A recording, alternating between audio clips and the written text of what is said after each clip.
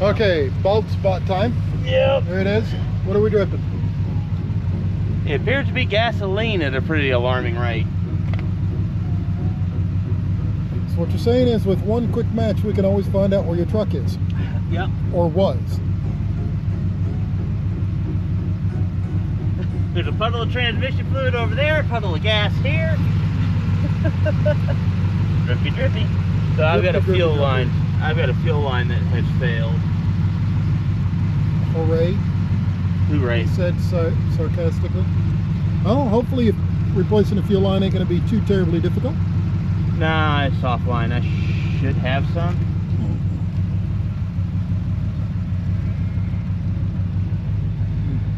That's right in front of the fuel tank, so.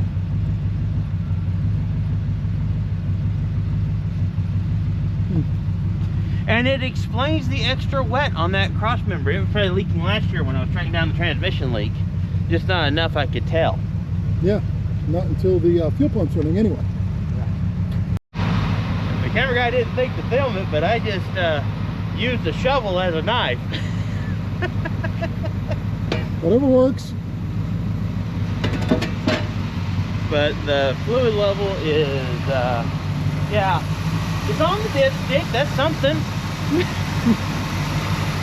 I am doing multi. I did that seal replace. I'm using this stuff that just slows the leak down a little bit. So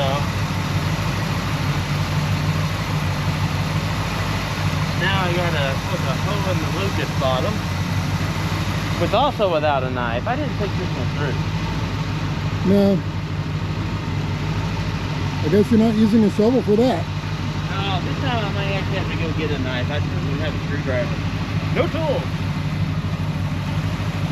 No tools, no problem.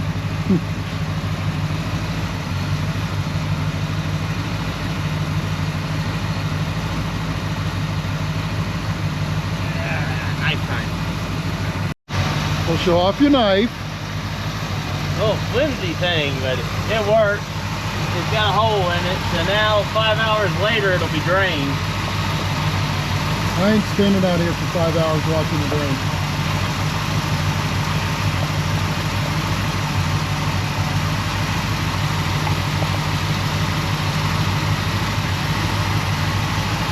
Oh, there's a hole in there.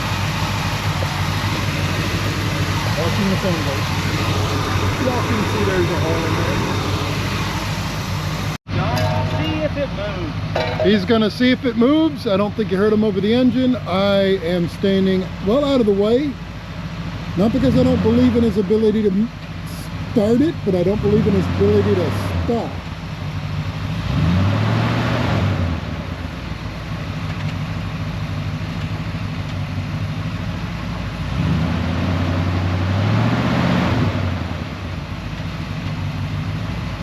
Or it may not move at all. No, the fluid level's still way too low. It's not filling up the torque converter. Not filling up the torque converter. Fluid level is still way too low. Yeah, so. Well, at least it's a start. Yeah. Some days. It runs beautifully. Yeah. We currently have a spray paint can lid as a oil cap. Got a fuel leak that is very bad. We've got a transmission fluid leak that is bad enough. Yeah, well, it leaked all out over the winter. I knew it would. Yeah, but it runs. And week one of the shelf paper roof liner, it's still on.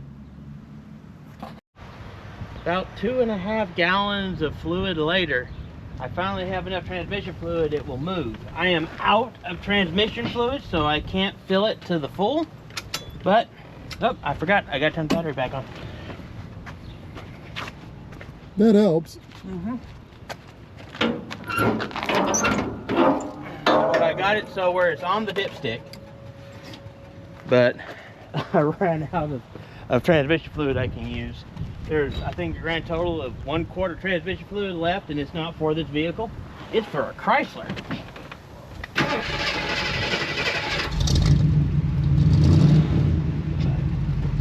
It is to the point where it moves. It's a little clunky because it's still low, but it's moving. But I'm not going to drive it far. I've backed it up a little extra so that it's in a different puddle spot so I can see what it's doing.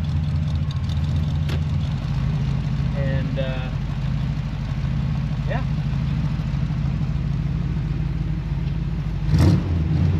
All the volt meters that do nothing. Yeah. I do have oil pressure though. I got a great idea. Let's dig the one out of your parents' farm with the good frame and body and do a swap. Well, that's future. That's what I bought this for originally about 20 years ago. Yeah. And this ended up being just good. It was in good enough shape that it was great as a farm vehicle. So it just kept getting used for that.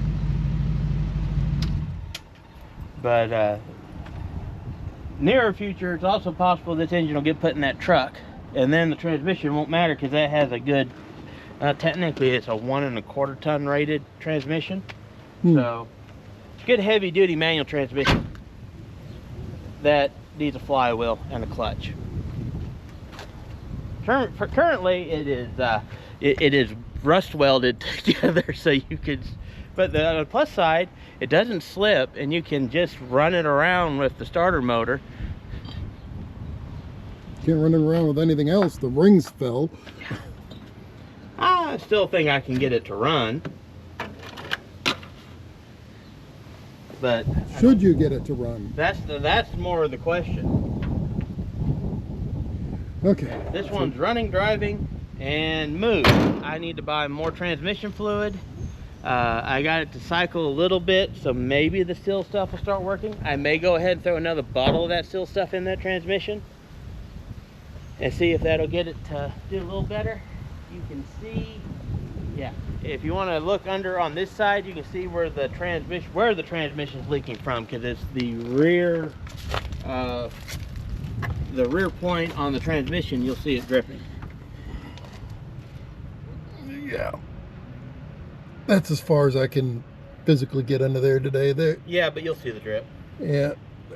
There's already a wet spot underneath it. Yeah. And the other side, on the driver's side, that's fuel. Yep. That's what you're seeing there. Anywho, that about wraps it up for this one. Yep. So next step on this one is going to be to get, like I said, I'll probably put another bottle of the leak stuff in there, if you don't mind me using your leak stuff, and get more. It probably still needs another 1.5 quarts.